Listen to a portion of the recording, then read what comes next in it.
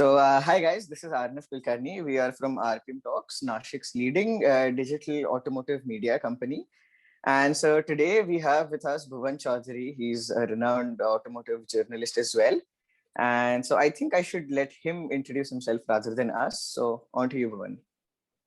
Hi Arnav, thank you so much for the introductions, and I'm really happy to be on this podcast or YouTube video with you as well. So Mm-hmm. I won't go as far as calling myself like a proper automotive journalist, although I am a big time automotive enthusiast and Mm-hmm. I love everything from two wheels to four wheels.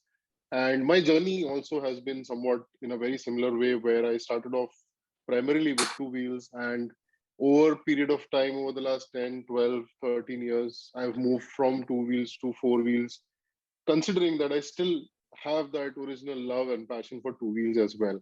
And I have been in the industry, in so-called in the industry for, I'd say close to 15, 18 years now. In my own Fascinating. regard, like in my own regard, doing things that I like doing. So not via official channels like magazines or any sort of official. I mean, I've been part of official editorials, magazines and websites, etc. Every now and then, but most of the times it's been me associating myself with my passion. Either it's on Instagram, it's on YouTube, or it's via whatever, let's say, motoring activities that we've Yeah. involved ourselves over the last 15, 20 years. So that's a Mm-hmm. little bit about me. And if you want me to elaborate a little more, then I could probably start off with my journey on how I actually got into motoring. Yeah, I guess that calls for my first question. That is, how did you? I mean, if you do remember any of your first instances, that how did you get into the world of automobiles, or maybe two wheels or four wheels? Of What course, was the yeah, we first always thing that you remember our remember? first we always remember our first instances, let it be whatever it is. Mm-hmm. Every kind of first instance is always something that we always keep very close to our heart and our Yeah. heads. Mm-hmm. And so it's my journey into the world of automotive has been very I guess it started off very normally how everyone else's does as well, where after or in my 12th standard I was behind my parents to get me a motorcycle. I guess that's how most of us Indians start our Yeah. first steps into the world of motoring. So, and I wanted something a little unique. So my parents also wanted something unique from me to get a certain amount of marks so that I Mm-hmm. can get a more higher powered motorcycle. So back then, the bike which was in talks and the bike which was the talk of town was the Hero Honda CBZ. That was the second generation one after the 2000 World Cup had taken place. And Yeah. yeah, so I somehow managed to score just the desired amount of percentage in my school. And the first thing I did is took my parents to the motorcycle showroom to get me one. And I got the motorcycle. And the first thing, I mean, one thing I was always aware of, and one thing I was always very, very particular of throughout my career, and probably that's the reason why you still see me here today, is that we always used to wear protective gear. Have a, like this was times before when people, even when you were asking people that you're going to buy a helmet, they used to think, why? Why do you need one? So, I mean, it's still there with a lot of people, but at least I'm happy to say Mm-hmm. that most of the automotive fraternity, the Yeah. people who relate themselves to automobiles or automotive, quite bad. I had injured myself very, very badly, but thankfully, as I said, because I was wearing a helmet, um, saved the most important part. And that's how my first foray into automobiles or two-wheelers started. And it it's like once you get your hands on a good powerful on a good fun machine, it sort of keeps on building. It never stops, Yeah. because that is the thing that introduces you to a machine which runs on petrol. And that was just the time when we were all exposed to the internet quite a lot of degree as well, where we had finally moved away from the dial-up broadband, the dial-up Yeah. connections to, a proper kind of a proper broadband. So we had the Mm-hmm. power of researching things online, and then we used to go online, check for more things, check for bigger capacity bikes, 4 cylinders, 2 cylinders, V4s, V twins, and all that. And eventually, during this quest, after that, of course, like I think it was 2002 or 2003 when I got my second motorcycle, which was the first generation Pulsar 180. And that motorcycle actually gave me a lot of my foothold, what was to establish me for the next 7 or 8 or 9 years after that. Because after I got that motorcycle, I was looking, I mean, it was one of the most powerful motorcycles we could buy back then. Yeah. And after I had a machine like that, I mean, obviously, I mean, after a certain while of you just zooming around in town, you give it a rest, and you want yourself to associate with more people who are like you, who talk like you, who want to, interact like you. So that's when Yeah. my actual, what do you say, search for a community began. That was the first time I actually went to look out for a automotive community, and that's when I came across this website called XBHP and Team Mm-hmm. BHP. These were the two first websites which were established back then. I think Team BHP was established in 2003 or 2002. I'm not so sure, but somewhere in that ballpark. And Mm-hmm. similarly, XBHP. And due to these two websites is where I got my first interaction with a automotive community in India, where we found locals from Pune, from Bombay, which is our locality, and we then started, going for well, most of the times it was motorcycle meets. We used to do a lot of You're right. motorcycle meets in Pune. We used to go for motorcycle and car meets in Bombay as well. There were a lot of underground stuff happening back then. I'm sure it must be happening now also, but now it's a little subdued because the cops have been a bit more serious about things these days, I Yeah. guess. But yeah, so that's when we started doing a lot of rounds between Pune and Bombay. And oh, by the way, in the middle of all this, I also picked up on stunt riding, and I used to do a lot of stunt riding back in the day on my motorcycle on the Pulsar Mm-hmm. 180, and it had sort of got me through a lot of, I would say, through a lot of achievements, if you can, or if Right. you may. Yeah. So I got featured on in Bike India magazine. I was featured in Overdrive magazine. Um, Oh, that's I, brilliant. That's I amazing. won. Thank you. I won three trophies at. There was this event which used to happen back then called Speed Run, which was Speedrun. Yeah. that era. It was that era's Valley Run. You know what Valley Run is Mm-hmm. today? It used to be that over there. So it used to take place earlier in at Bandra at the Mm-hmm. reclamation, and after reclamation, then they moved the event to Navi Mumbai, Kharghar. So in three, like 2006, 2007, 2008, all 3 years, I won the fastest wheelie competition twice on an Indian bike and once on a CBR 929, That's where fantastic. we did an exit velocity of 200, I think 205 or 210 kilometers per hour was the exit Wow. velocity at the end of the speed trap, 400 meters. So yeah, we and in the middle of all this is when we actually started, as I said, we started coming to Bombay a lot because Pune has always been kind of. I'm from Pune and I don't like saying bad things about Pune, but I mean, Pune is a little behind when it comes to automotive culture compared to Bombay.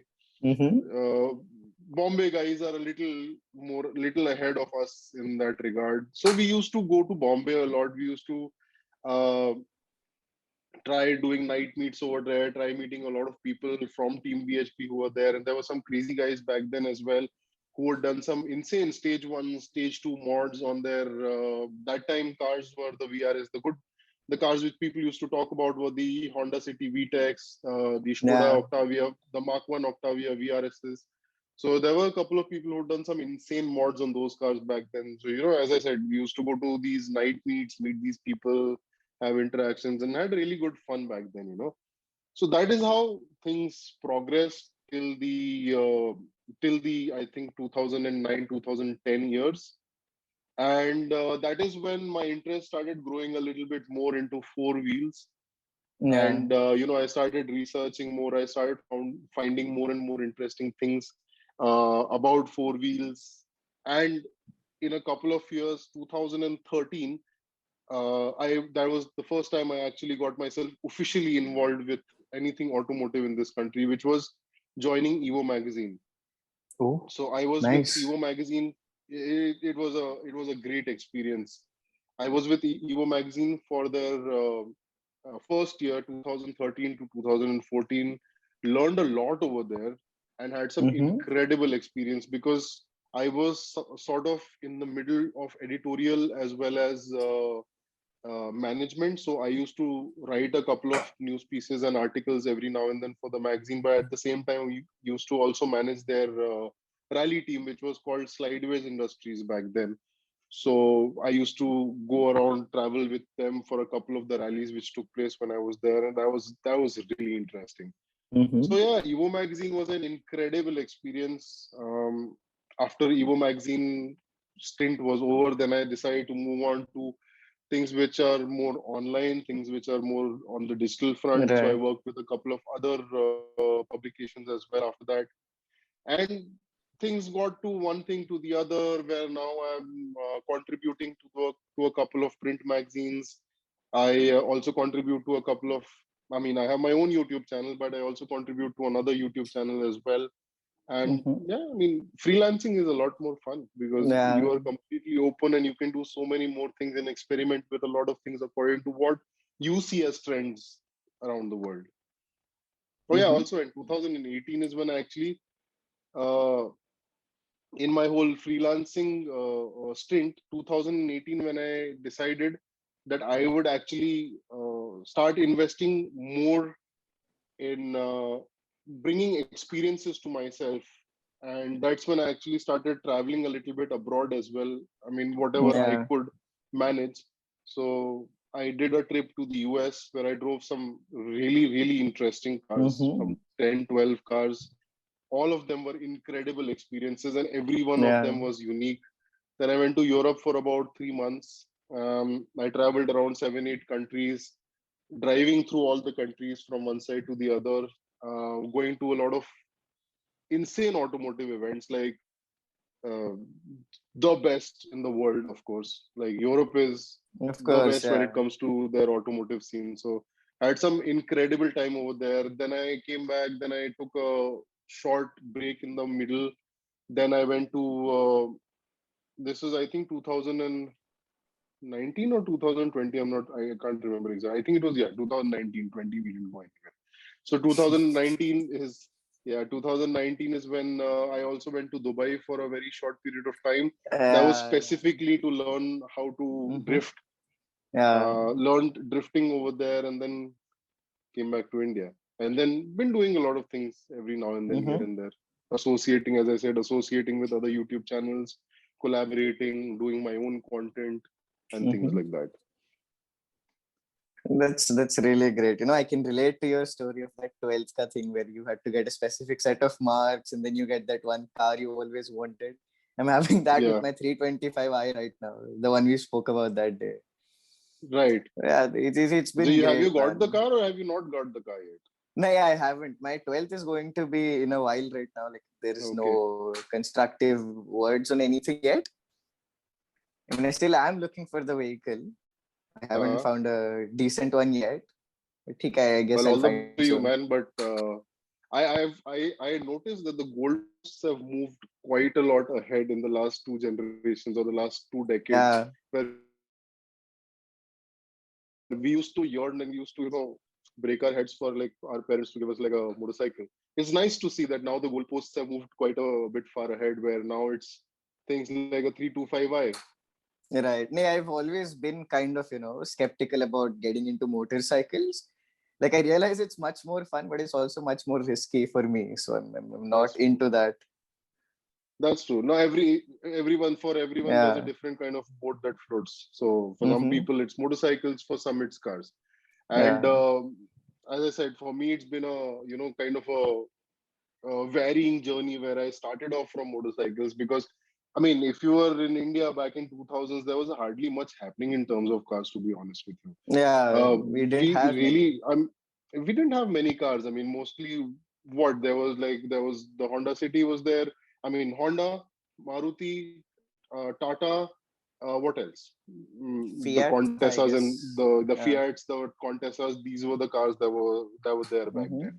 So it was just starting off, and motorcycles were still, more prevalent. Yeah. I mean, they still are in terms of numbers, but yeah. So good to know that. But anyway, wanted to ask you one thing: which three to Mm-hmm. five are you looking for? Which generation, though? E90. Okay. So the the six-cylinder ones, the straight Yeah, the sixes. six-cylinder, naturally aspirated six-cylinder ones. Nice, nice. I Are like there the enough of them N52. around? I've seen a couple of them. Like I've seen some in Delhi, I've seen some in Bangalore. Not many in Bombay, Pune. Like here, kuch, but they're very okay-ish condition. Most of Yeah. the good ones are Bombay in pro Delhi or Bangalore. Yeah, Bombay cars have a big problem with rusting, especially when they are Yeah. more than 10, 12 years old. Yeah, That's and a I'm big looking for issue. the 2008, 2009 ones. Yeah. Yeah, since I want it to be a project car, I'm kind of looking for things on a budget. So I'm looking for like 2008, 2009 cars. So let's see how Yeah, that goes. those I'll probably that straight six is a great engine to start off with, though. amazing engine. Yeah. I mean, I hope I can get one by September or October so that I can finish my build by December before I leave.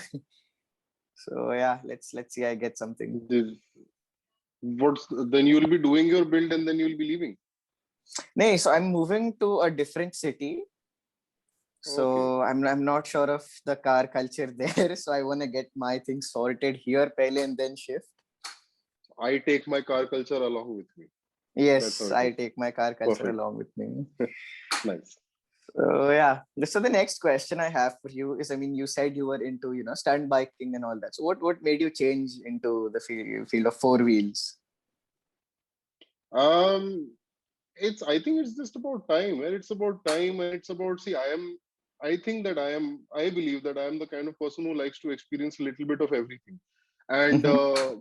in the early 2000s, that was the thing, that was the right thing for me to experience, and I had a great time experiencing that. In fact, we went so far as to work for a lot of what do you call work in a lot of projects, like with Yashraj Films. We worked with MTV. We Oh. worked with Run Vijay, worked with a lot of people in the industry, and it was good fun, doing all that back then.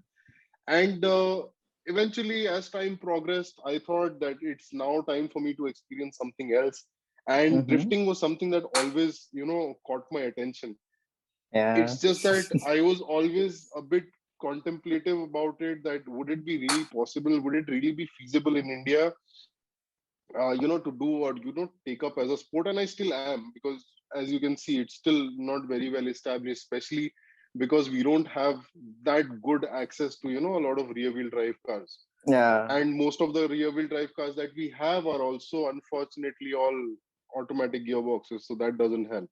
But I mean, it was something that I wanted to do. It was something that I wanted to pursue more than Mm-hmm. anything else. And that was something that I like, okay, I have to do it. I have to do it. I have to make it to the next thing which I want to do. And that's what sort of pushed me. Yeah, I can understand that. I myself have a thing for trying out drifting. I mean, that's the reason I'm swapping out my front wheel drive car for the 3 Series. What car do you have currently? I currently have a 2012 Chevy Cruze. Okay. So it's a pretty good car, but the only thing it lacks is like the drivetrain. Like it's a front wheel drive. Yeah. And the electronic reliability also, no? A little bit. I don't think that has given me any trouble yet. Like it's a No? good car. It's really powerful, but front It wheel is drive I like. powerful. Like I I've mean, had a couple 380 of friends Newton who, meters. yeah, but I've got a couple of friends of mine who've had bad issues with this thing, with the Cruze, where their cars were actually completely beached on the highways. They had to call a flatbed and get them back home because of a lot of electronic issues, No, I don't think especially that's with their ever happened to ignitions. me. No, you're one of the lucky Mhm. people, man. It's a good, powerful car though. It's a nice, powerful, fast car though. A very powerful car. I had the predecessor to the Cruze. I had the 2-liter Magnum. Magnum. Right. Yeah. That's also a pretty insane car. My Very only good car. complaint with Yeah. that car is that while it's nice and fast and very good fun, sometimes the ABS fails on you, and that's not really much fun. Yeah. The ABS failed on me once on the Magnum. That was crazy, dude. And I'm really happy that I was not going fast. I just started crank the car up in the morning. I was just heading out, and since the engine was still cold, I was doing like 20-30 kilometers, just coasting along. Yeah. And so this lane which comes out of my society, so Mm-hmm. my society is on the left side, and we've got like a nice big wide cement road where I stay. And this road which comes out, it's a lane which comes out and joins the main road Yeah. or in my neighborhood. So I was pulling out from this main road, I mean on this cement road and joining the main road, and I Mm-hmm. tapped on the brake to slow down, and my pedal compressed fully inside, and there was literally no brakes. I like, shit, what do I do now? I'm pumping the brakes. I was all nervous. I'm sweating, and I'm like, done. I'm done today. I'm going to go T-bone something onto the main road. And I'm pumping frantically, and I'm just wishing, I'm just hoping that I get some brake bite, I get something, so that I can slow down right before I, actually reach the Mm-hmm. intersection. And thank goodness, like just before reaching that, I got my brakes back, car Oh. slowed down, took a U-turn, took photos of the car, immediately posted it on OLX, and after a week later, that car was gone. That Great must have been car, really scary. fun. That must have Oh been man, really it is scary. very scary. And then I came home and then I read about it also a lot, and there were lots of people who were complaining about this issue that one of the biggest problems with the Magnum was that the ABS used to just suddenly disappear. And when the Mm-hmm. ABS used to cut off or the ABS used to fail, it was not only that the ABS failed along with the entire braking system. So Ah. you had no brakes. And oh man, that was scary. That's not optimal at all. No, no, not optimal. Not optimal if you want to survive. Yeah, I mean, that must have been scary, man. I can't even imagine that happening. Very, very, very scary. So yeah, that Yeah. was one of the most weirdest and one of the most like scariest moments. I mean, I've had more scary moments in cars as well, aisa nahi hai. But that was one of them. I've had some Yeah. really scary moments in the car, like unfortunately or fortunately, whatever. Not because of me, but yeah, I'm still had some pretty scary, Right. life-threatening, I would say. Even in fact, I'll go to as close as Paul Walker's scary incidents that I've had in the car sometimes. Okay, we're definitely gonna circle back to this at the end of the video. Sure. So yeah, my next question is about the experience that you had in US. I remember there was something on your YouTube channel, I guess. There was a Mazda RX-7 powered car. It was a Formula car. I think you Yeah, yeah, drove yeah. it around some track. So tell us a little about that experience. How was it like to drive a Formula car? Okay, so the first time I think this will go unanimously for anyone who drives a Mm-hmm. Formula car. Let be a Formula 1 to bhul jao, but like a Formula 5000 or Formula 2000 or Formula 3, whatever it is. Any Mm-hmm. sort of Formula car, the first time if anybody drives a Formula car, he's going to come out like a total noob and he's going to get laughed at. I was so slow. I was so slow. Like there was the guy who's with me. So this gentleman. Okay, so Mm-hmm. let's start from the beginning. I was in Yeah. Texas. So my brother-in-law is there in Dallas, and we were going to visit him, and we were staying with him over there. So in Dallas, there's this place called the Motorsport Ranch. And Yeah. at the Motorsport Ranch, so I was looking around places, what all I could do over there. So I found out that there is uh, Gas Monkeys there in Dallas. So I Yeah. thought, okay, so let's meet them. Then I tried finding other people. So I met a couple of other people as well. And interestingly, I found out that there is this place called the Motorsport Ranch, which was about some 50, Mm-hmm. 60 miles away from the main city of The Dallas. So main I thought, city, chalo, yeah. let's go over there. So I went there. I found out that there are a couple of people over there. There was this one company who rents supercars over there. They rent you McLarens, they rent you Ferraris, they rent you all those kind of jazz. But unfortunately, when I tried getting in touch with them, I was not able to get in touch with them, Mm-hmm. and their office was also shut when I went over there. So I didn't know what else to do for that. And Right. in the meantime, there are like these hangars over there at the at Motorsport Ranch, and one of the other hangars had some nice Formula One. Oh, sorry, no, nice Formula cars pulling out. So I thought maybe I should go and have a look. Went over there, Yeah. spoke to them, and they're like, we make these cars. So these are Mazda RX 8 engine powered cars, and they are the cars which are used as the precursors for your IndyCar races. So anybody who's planning to get into IndyCars, these are the what do you call stepping stones. So you have to take like a Formula Mazda Mm-hmm. championship, and then from there you progress into IndyCars. So I was like, interesting. So I asked them like, would it be possible for you guys if you'd let me have a go in these cars once? So first they were a little skeptical, weird guy coming from nowhere. I don't know if he even knows how to drive. Uh, they're like, Right. okay, fine. We'll probably give you a shot. I'll give you 5 laps. I was like, okay, no problem. One of our guys will come out with you. He'll be leading you, and you can keep following him. So the gentleman who actually came out with me was a gentleman racer. He was some 65, 67 years old, well settled in life, and you're just having fun out there. And Mm-hmm. he's the one who came out with me for those 5 laps. And first lap, I actually just followed him. He's like, just follow me, just look at the lines, just see what I'm doing, where I'm going. I was like, sure, definitely. My first outing on the track, so I didn't want to any which ways, go fast or damage their car. They've been so Yeah. gracious giving me a car. So just followed him around, and first lap happened, then the second lap happened, and then he started increasing pace. And the minute he started increasing pace, I just couldn't catch up, and he was just going normally. He was not even going fast. And after like 2.5 laps, he's like, okay, fine. Now you carry on with whatever, where the track is, where the corners are, where to brake, where to not brake. So you carry on. I'm heading out. In So 2.5 laps is when he was with me, and the rest 2.5 laps was when I was on my own. In that two and a half Mm-hmm. laps, he had already come back to lap me. I was that slow.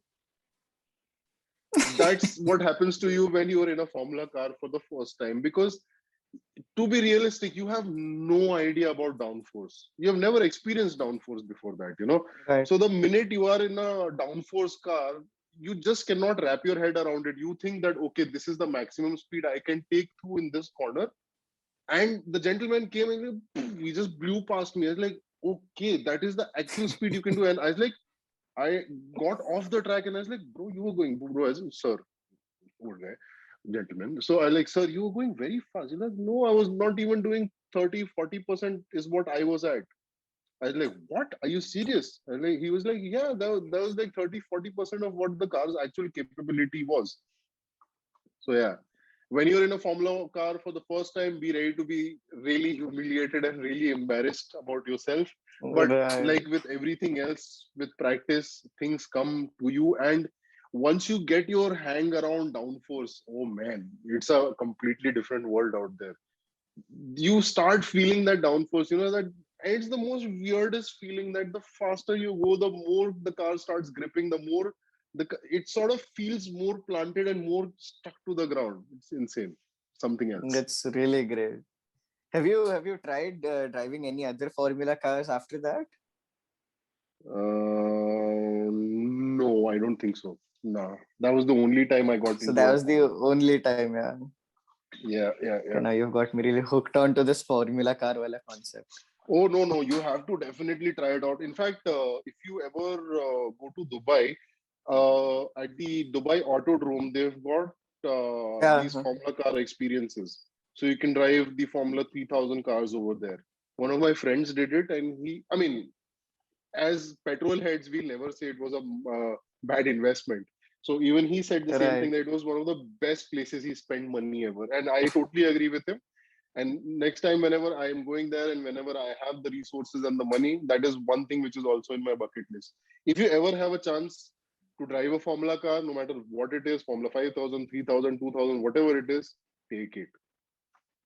I'm going to do that. I'm going to Dubai very soon. So now you've got me all pumped up for that. I'm going to get behind my parents for me to for letting me to do that. No, no, no. Do try it out. And you know, the good part about Dubai is that all these things are relatively very, very cheap in Dubai. Even renting cars is very cheap in Dubai. So Yeah. for anybody who's looking for an automotive experience, Dubai is amazing. Like when I was there in 2019, I rented out a Huracan for a day, and Mm-hmm. it costed me about what 39 grand for a whole day, Oh, which included 250 kilometers.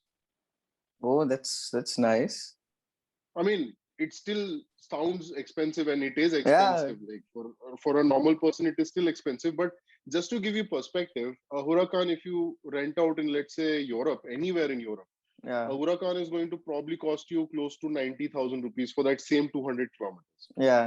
So here in Dubai, you have the same car for about 39,000.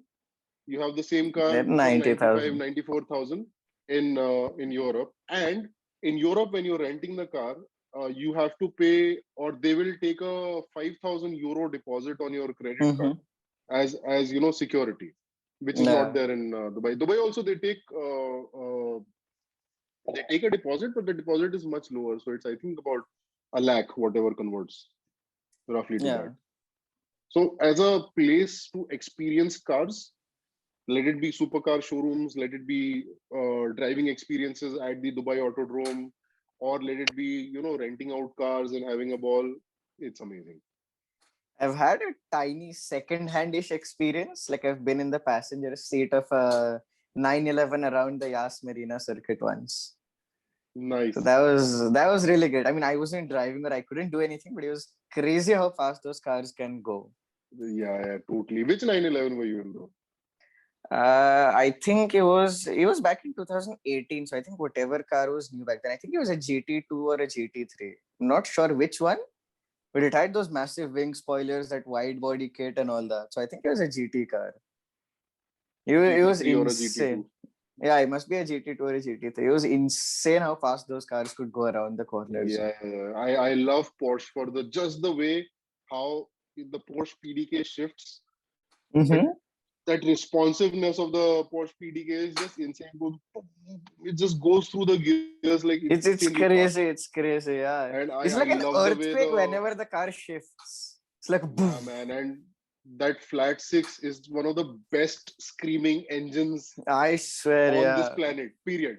The Mm-hmm. best Yeah. screaming naturally aspirated engines on this planet.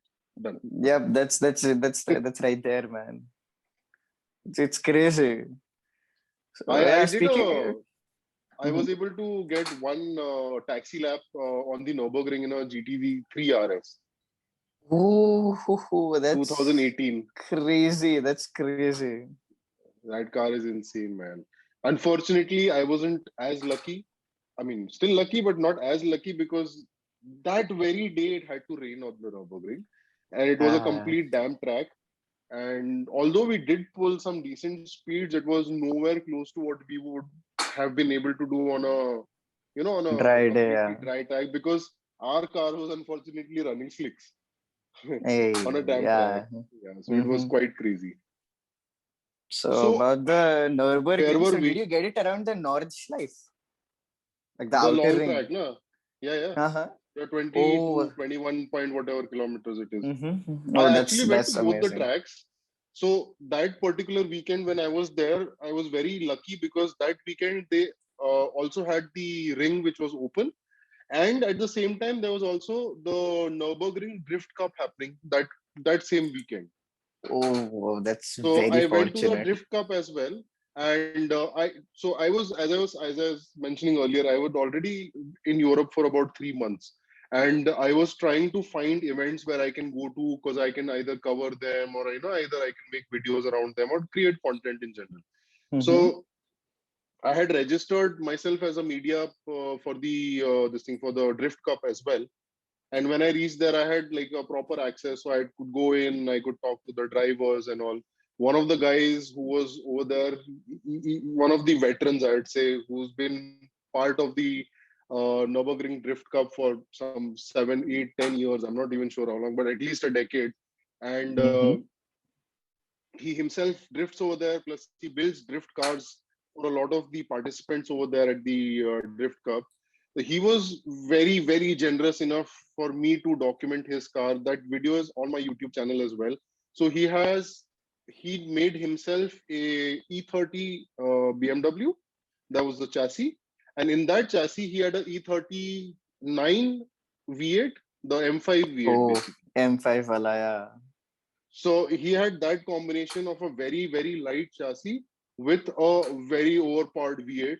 And he's like, Ishal, today I'll let you document everything. Tomorrow you come with me on the track and I will take you around, while going on a slide. So I'm like, yes, Right. please. And yeah, so next day he took me out and it was one of the most maddest experiences ever. I can imagine. Unfortunately, unfortunately, again, it was raining. It was a wet track, so we couldn't actually do high speed slides. We were still Mhm. sliding, obviously. If you got a E30 with a Yeah. like a 500 horsepower V8, you are going to slide no matter what it is. But we couldn't pull some really fast speeds. We were doing quite slow. We were doing like about 60 to 80 kind of a thing. Because Mm-hmm. before that, the previous day while they were practicing, when it was dry, I could see them, pull in when doing the transition. They were pulling in close to like about 120, 130, and then No, transitioning into that's a drift and then carrying that drift all the way till they, reduce speed to like 60 or 70. Oh man, insane. I can Germany imagine. is That must be Godland for crazy. any of us car enthusiasts. Germany has to be done at least once in our lives. And no matter how long you stay there, you'll still find yourself missing more, because I was in Germany for about 1.5 months and I was like, why didn't I stay here more? Right, right. Germany is a crazy place. I remember I did. I mean, not me, but like my parents and like we'd gone on a family trip with our like my parents and our family friends. We managed to pull a 190 in a Volkswagen van, a Yeah, Volkswagen it's easy. Transporter on the autobahn. And I mean, it was a fully loaded van. We had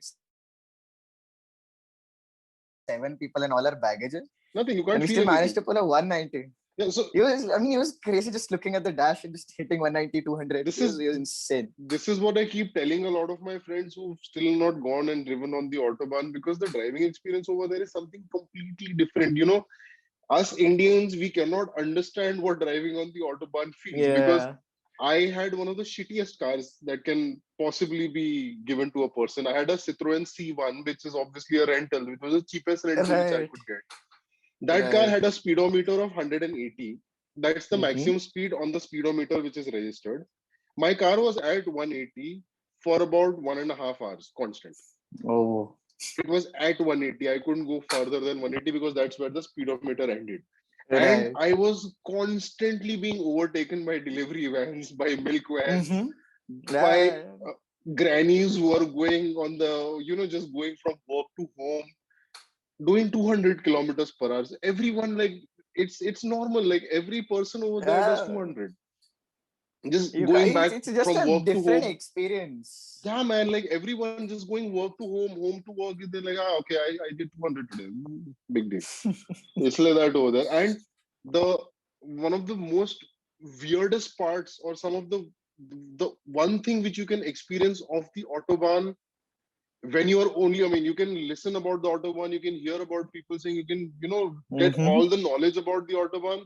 But one very weird and very unique experience to the autobahn is how the gradient changes. Because you would be going constantly, whatever speed you're doing, let's say you're doing 180, you're doing Mm-hmm. 200, and you are constantly going. And suddenly, when you see the road curve in front of you, you don't have to do anything. You will be still holding your steering still. Huh. And suddenly go, boop, and then you start driving like this. It's Yeah. just something else. That is the It's like a speedway. It's like a speedway. Yeah, It's man. crazy. It is out of this world crazy. And the Germans over there are so mellow and they are so docile on that expressway. If Indians get to that expressway, we are going to for sure kill a few people. Because Yeah. they are so docile. They don't accelerate abruptly over there. Like none of Mm-hmm. the Germans, none of the other people, they don't misuse the Autobahn. That's Yeah. one thing like amazing about those guys, is that they know how to use that highway and they know how to use it in a proper way without abusing Proper it. way. Yeah. I mean, they're doing 170, 200. There are cars like even the 911s and everything go way past 230, 240, 250. They're doing Yeah. constant. So, but they don't abuse it. They use it in a very, very organized way. It's like It's if the just a government tells different you, experience. yeah, man, it's like if the government tells you that, okay, you have to do 250 kilometers per hour. Okay. You can do 250 kilometers per hour and you will do it in a very logical or a very reasonable way. That's how they do it over there. It's pretty Yeah. insane. And it's just undescribable. Like I've been there like a couple of times. I mean, I've been in a van. I've had more fun in a van there. It's a full-sized van. But yeah, I mean the Germans, man, crazy people. And the other thing that you notice about the Autobahn is how smooth the tarmac is or how good the quality of road is on it. Because even at like as I said, my car was probably one of the shittiest cars you can ever rent out. It was the cheapest cars. So, I mean, I was staying there for such a long time. I had no option but to rent the cheapest, whatever I could get. Right. So, the cheapest car that I could rent out was the Citroen C1. And it's by far not the most smoothest either in its acceleration or in the way it handles or its steering or the Yeah. gearbox. It's one of the most abrupt cars out there. And even at 180, going constant at 180, the tarmac is so plain, the tarmac is so smoothly laid out, no, that Yeah. any car can do it. It's It's just good it's engineering. next level engineering here. And to imagine that the Autobahn was made in the 1940s or 1920s, sometime back then. Yeah, sometime really back then, yeah. Yeah, it was made before the first or between the First and the Second World War. So it's like really old. Yeah. It's We crazy. still don't have sufficient roads for like a dropped Mercedes. We have a Autobahn. It's just potholes. Potholes everywhere. That's a really good coin term, you know. I'm going to use that a lot now. Autobahn. Autobahn. Yeah, that sounds It good. is what yeah. it is, man. Yeah, I mean, there was an moving on interview, to somebody, some guy, I don't remember where, but I had seen this interview somewhere where there's this reporter, some from Aastak or somewhere, I don't remember. He's going to people and like, तो आपके इधर roads कितनी अच्छी हुई हैं? So that guy's like, हमारे इधर roads, Delhi का बंदा, he was from Delhi, somewhere, some suburb of Delhi. He's like, हमारे इधर roads तो amazing हो गई हैं जी. अब तो ऐसी roads तो US में भी नहीं मिलती हैं. Like, bro, क्या बोल रहा है तू? It's like up for our people, it's not even possible to imagine the kind of roads that are outside. Yeah. It's So something anyways, else. So moving on to the next question, I wanted to ask about your experience with Pro Drift in UAE, you know, the drifting lessons that you took. Tell us a little about that. I'm really keen to hear about that. Probably right off the bat, one of the best drift schools that you can go anywhere in the world. These guys are based out of UK, and the Pro Drift Academy is actually a UK based company, and this is their third outlet. They have somewhere in Malaysia, I guess, as well. They've got in Dubai and obviously the UK one. And they shuffle between these three. So whenever, like after September, October, whenever it's cold in the UK, they migrate down to the Emirates and they have their drifting school over there. Then after May or June, once it starts getting warm in Dubai, they again go back to the UK. And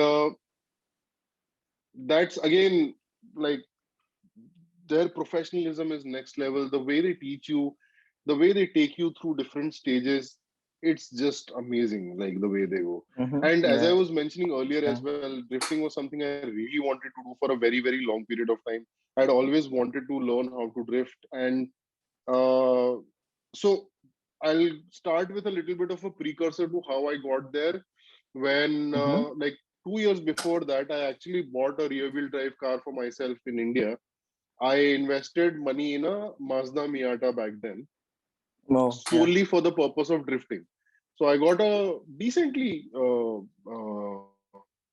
used, or like not very bad condition, not very good condition as well, like a decent condition Mazda Miata. the NA, the first generation Yeah. 1996 or 97 car, and Mm-hmm. we broke it down completely and rebuilt it from ground up, where we did the entire body coating, rusting. The car was from Bombay, so we got that car, rebuilt the entire chassis, got new bushings into the car, locked the rear differential, and it was finally ready to drift. And that's when we started going out every now and then at nights, here and there, wherever we could find space to start drifting. And that is when I immediately realized the first thing is you cannot do this on public roads. It is just Yeah. not safe, especially when you're learning. There are so many things that can Mm-hmm. go wrong. And Yeah. it can go wrong in two ways. One is where you can crash into somebody, obviously, and you can, hurt other people. That's the first Mm-hmm. thing. And the second thing is, even if you don't crash into someone, you just crash into, let's say, a lamppost or into a divider, you're going to Yeah. damage the car in such a bad way that you're going to pay through your nose, and no matter and what all different parts of your body, just to repair the car. It's not going to be fun. Right. Yeah. So, and like after that, we started finding places around here where we could drift, like open spaces, closed spaces, non-public places where we could drift at night or wherever, whenever throughout the day or wherever Mm-hmm. possible on the weekend. Couldn't find anything. I got really frustrated that I spent almost 1.5 years building this car, and eventually there is no place where we can drift. There are places, Right. but they're not accessible to you. People don't let you drift over there. There's some, like bureaucratic issue, this, that, and just frustrating. And I really wanted to Mm-hmm. drift there. So I was like, this is not working out. This is just helpless. Like that is the actual word which I would put over Yeah. here. So eventually I gave up. I just took that car, I sold it away. And some of that money is the money which I had invested in learning how to drift. So that is when I went to the UAE, and I thought, okay, if I want to learn drifting, I want to do it properly. I don't want to do it on the road. I don't want to do it while Mm-hmm. other people are getting injured or other people might get hurt. I am doing something which is illegal on the road as well. So I was like, screw it. I'm gonna go. I went to Dubai.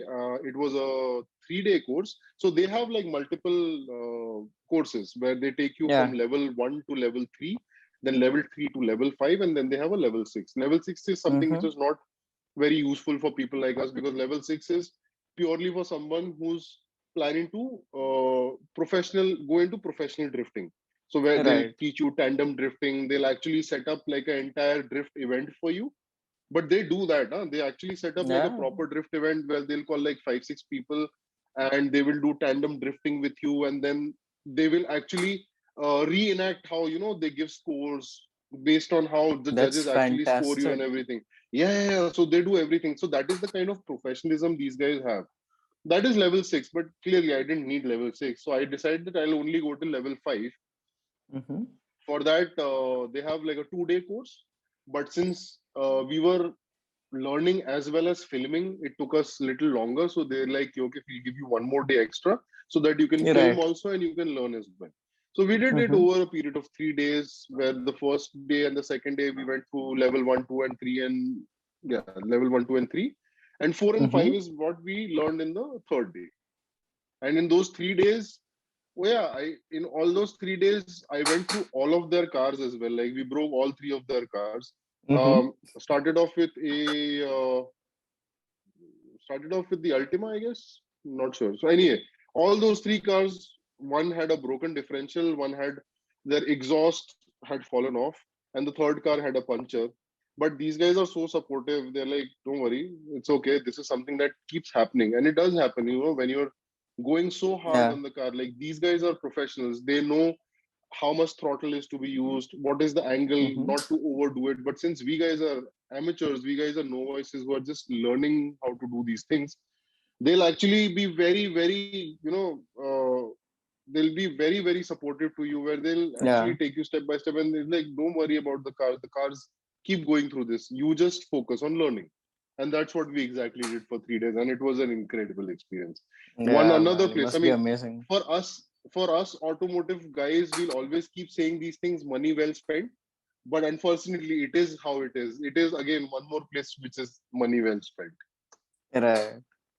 I mean, it must be groundbreaking to, get that experience for 3 days. Yeah, and the best part was that it was no holds barred.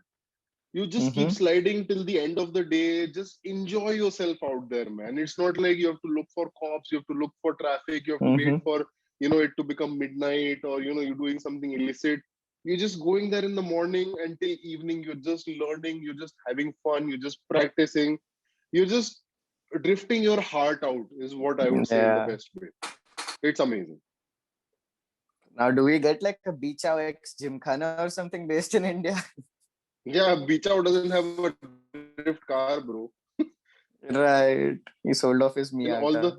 Yeah, I did. I sold off my Miata, and that's actually what funded me to actually learn how to drift. And Mm-hmm. let's see. I mean, if I couldn't find a car over here, I wouldn't mind starting it again. But as I said, the biggest problem for us is the space, where to do it. Right.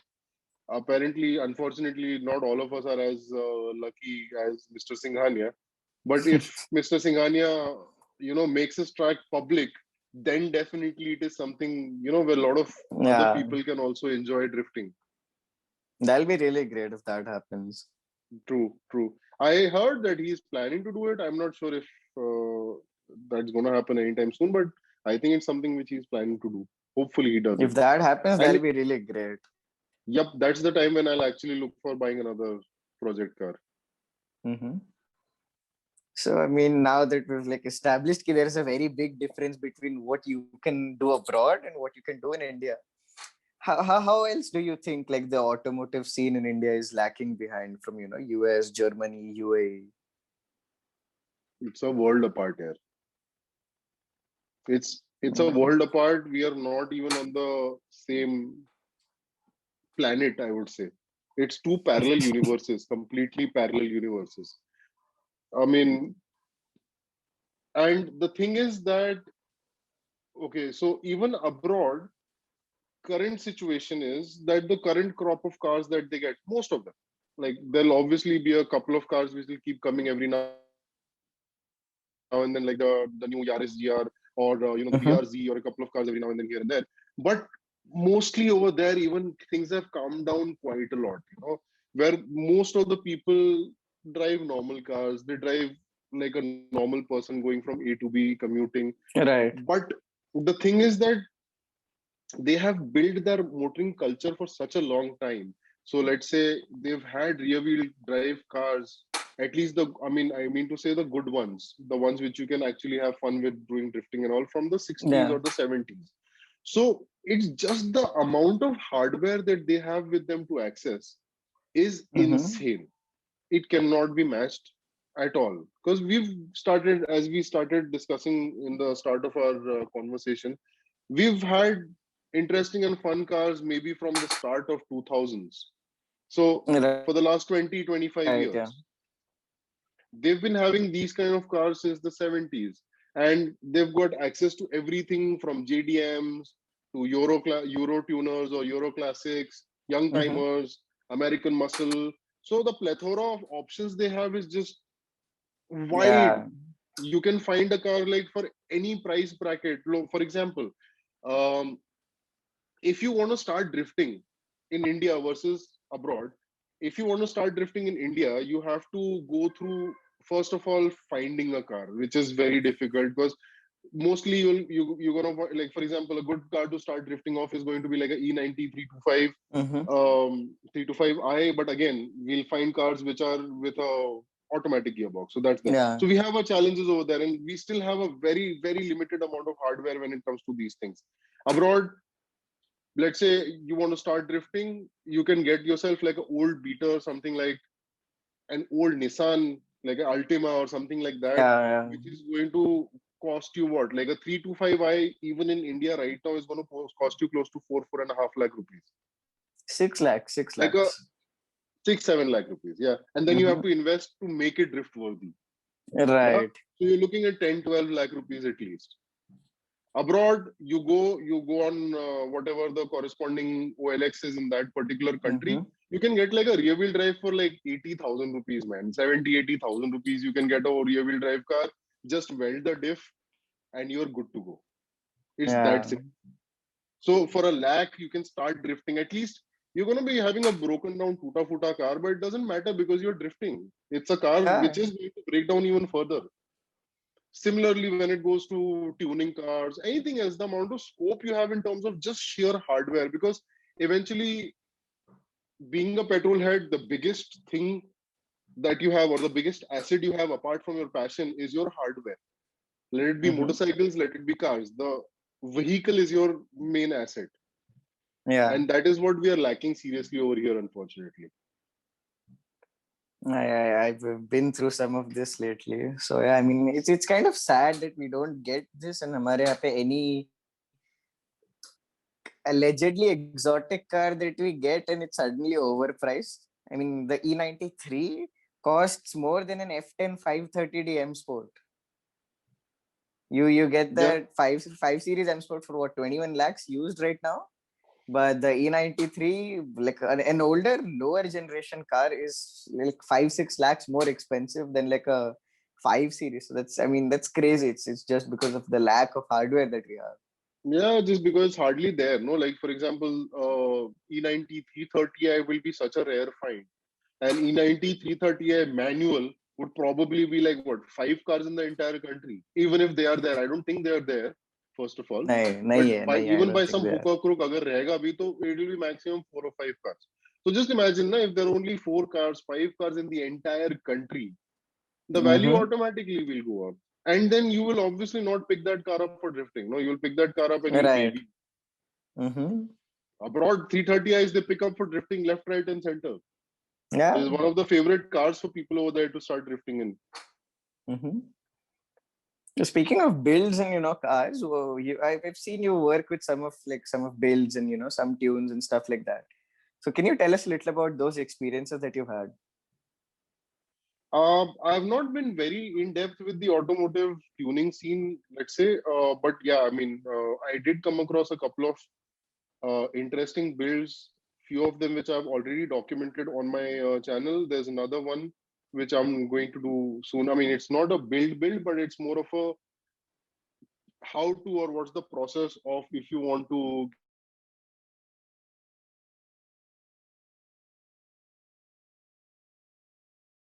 get safe, man. In India, that's the problem because you have to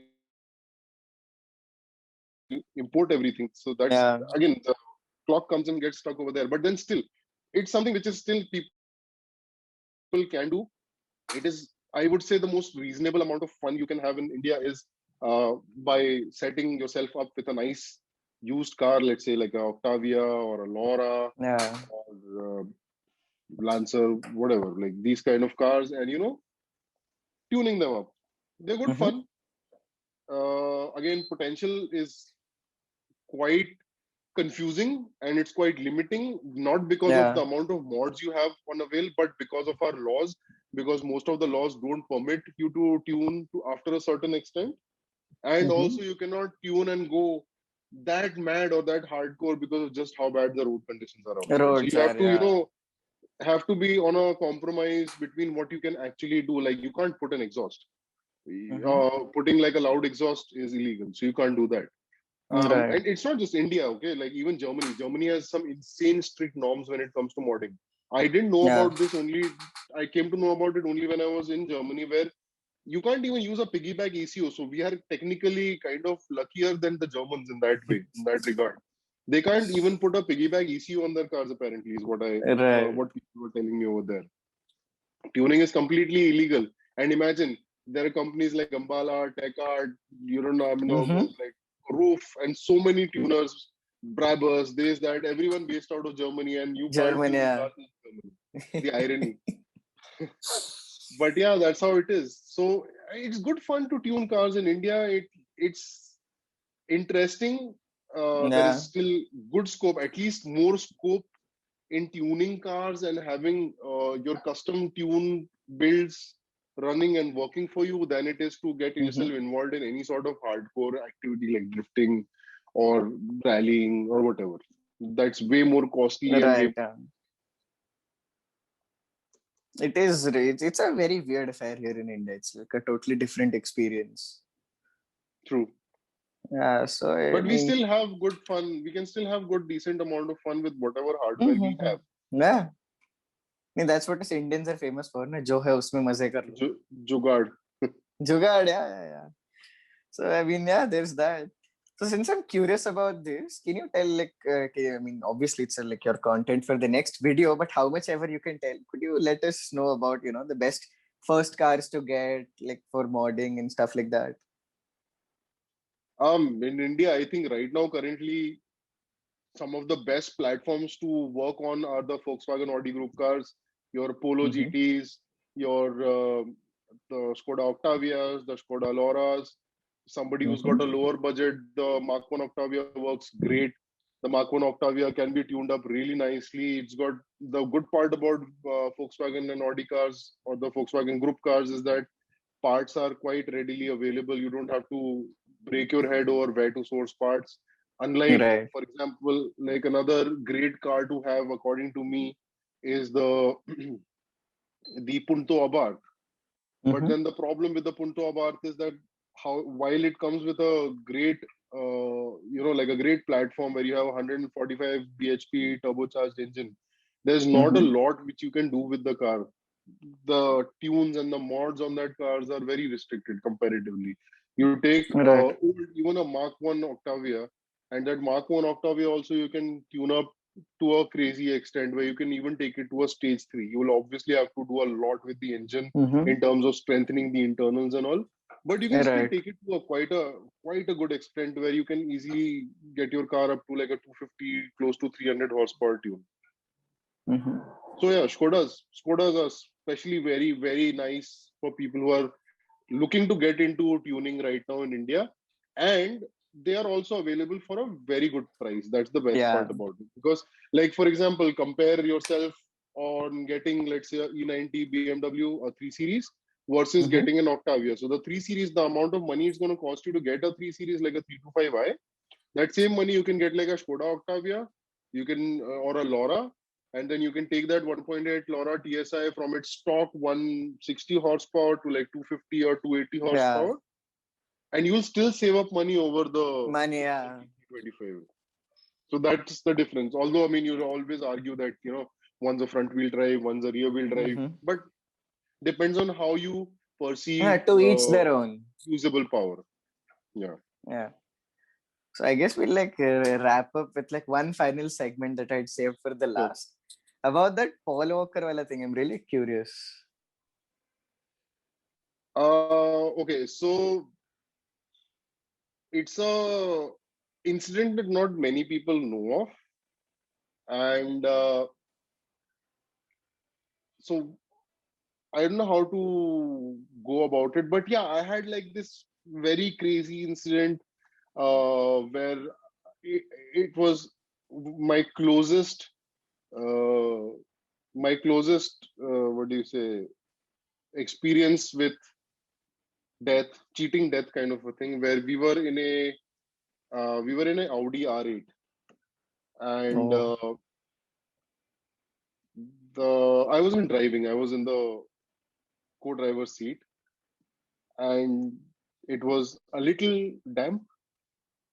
The car, the person who was driving the car, don't know exactly, because things happen so fast in these cars, especially at high speeds, that you really don't know what's going on, what happened. What's going on, yeah. Yeah, and yeah, the car sort of slid, and it spun out completely, hit a tree, and burst into flames. Oh. But thankfully, we got out of the car at the right time, and all was well. If we couldn't get out of the car, it would have been a completely different scenario altogether. Yeah. So, I mean, crazy incident though. Crazy. You've had a lot of really amazing incidents too, I mean, with that. I wouldn't call it amazing, but... No, I'm not talking about the crashes. I'm talking about like Bahar, Germany. Okay. I mean, you've had some really fun time. Yeah, man. Arey, dude, you have no idea. Arey, if we would have got time, I would have taken you through my entire 3-month journey that I went through in Europe, because I met some really insane, awesome guys doing like crazy restorations of old Defenders in Portugal. I met some incredible people who are in France, some really like crazy. I mean, in terms of the kind of families I met, these were people who are into automotive culture for the last 3 decades, the 3 generations. Like there was this Mm-hmm. one person who I visited, who had Gianni Agnelli's cars. Gianni Agnelli was the guy who sort of, rebuilt Fiat. And he had Uh-huh. some of his car collections from his old Fiat 500s to some of his personal bespoke cars. He had cars made by, he had the record breaking car which was made by Abarth back in 1962. It was called the Fiat Abarth Monoposto. Do look it out. I think I have done a video of it on my YouTube channel as well. So some insane people, who've been involved with motoring for like 2 generations, 3 generations. Then I went to Le Mans Mm-hmm. Classic. I saw some of my dream cars at Le Mans Classic, including the Jaguar XJR 30, Oh yeah. Mm-hmm. the silk cut cars. Then Yeah. I saw, the Porsche 962s, the 917s, and not parked, actual racing in front of me, going Mm-hmm. crazy speeds. And, the cars from those 70s, 80s, 90s era, they were like no holds barred. They Yeah, sounded man. totally mad. There was no restrictors. There was nothing. There was no two hoots given about how much sound it's producing, how much emission Mm-hmm. it's giving out. Nobody cared about that. Everyone just cared about two Right. things: how fast it goes, and how much power does it make, and can it win races. So they were Mm-hmm. bonker cars, man. So I had some Yeah. incredible experiences over there. I Mm-hmm. went to motorcycle collectors who had like some 150, motorcycles in their workshop. And I'm not talking about normal bikes. Like I'm talking about Yeah. Dunstalls. I'm talking about Hap Autos, bikes that we've not seen in India. So Europe is next level, man. Europe is insane. I I went to think a we need to have like a part two of conversation with you just for that Europe trip. oh man, I'll dig out everything that I have and I'll document and I'll show it to you, because that is a story which people need to know. And I mean, so I want to put it out not just because I did it, but I think there are a lot of people out there who aspire to go abroad for their studies, to build their careers in a lot of Right. different ways, either automotive or non-automotive. But then for petrol heads like us, automotive is also a big part in shaping that direction in where they want to Yeah. go, and in that kind of a way, the kind of things you kind of come across in Europe. Like I went to this event called Luftgepult, which means air-cooled in German. It's an event which started off in the US, but then it came on to Germany as well, to the heartland. Mm-hmm. It's a air-cooled Porsche celebration where there were some 400, 350, 400 911s that had come from all across Germany, Wow. all across Europe. Insane, man, insane. Then, oh, I forgot to tell you, I met Alois Roof. Alois Roof took me with him in the Roof CTR2. He took Oh, me for that's a crazy. he That's took me for crazy. a drive in that car, and I I I couldn't find words, man. That car is Yeah, so I can mad. imagine. Oof. Uh-huh. I couldn't. I mean, like the dude's doing 200 plus kilometers per hour on a B road, and he's showing me, look how stable this car is. Damn, the car is like rock solid in the middle of the road. He's doing 200 kilometers per hour on a B road, not even a highway road, not even two-lane road, just a small ass B road, and he's doing 200. I was like, fuck. German engineering is next level, man. German Yeah, engineering, the kind of man. passion they have, the kind of uh, passion and the kind of what do you call the uh, the way they take these cars and the way they involve themselves with motoring is something It's else. So, crazy. I mean, if you want to do a part two of this, I would love to, and hopefully, in the aspiration that it would aspire a lot of people, inspire a lot of people to go to Europe for their studies, or to experience car culture over there. Which countries, what kind of different car culture can you experience in all these 7, 8 countries, and in general about automobiles over there. I think let's do it, man. I don't see a reason not to. Let's definitely do Sure, it. I would love to. Yeah, yeah. So we'll get back to you after this video is done about the whole part two thingy. So yeah, Sounds I good. guess that about sums up our extremely interesting episode with B Chow. Glad I was able to contribute to this. Yeah, I think I'm gonna name this Chow with B Chow. It's gonna be a fun name. So yeah, I mean, yeah, I'm pretty sure all the viewers must be Chatting really, with the chow is probably what you can call it. Uh-huh. So I mean, I'm pretty sure all the viewers must be, or the listeners must be really impressed or taken aback by how much of an I hope so. it's been an interesting lifespan that you've had, man, and you've got so many more years ahead of you, so many more, you know, I'm it's hoping for crazy. the best to happen. Mm-hmm. I, It I am will, it hoping for the will. best to happen, and I'm hoping that a lot of people would want to take down or go down this path, because there is so much to see out there, man. Every country has a different Yeah. motoring culture. Every country has a different way they take cars and motorcycles and go about it. And this is something that we guys need to know, and we guys need to experience by Mm-hmm. whichever way we can, either by going there for studies or vacationing or whatever. But it's something that we need to know more about. Yeah. No, it's important, man, and it's been a fantastic time. So for all the listeners and the viewers, I'd say go follow B.Chow on YouTube as well as Instagram with the same username. And I think you'll have an amazing time if you just go through his videos or go through his feed. You'll see a lot of interesting stuff there. His I hope so. Instagram too is filled with amazing content. You've got some great reels there. There's my personal favorite, the fake badges section. And yeah, so I guess that about sums it up for today. And yeah, thank you so much for being here. Thank you so much for My giving pleasure. your time.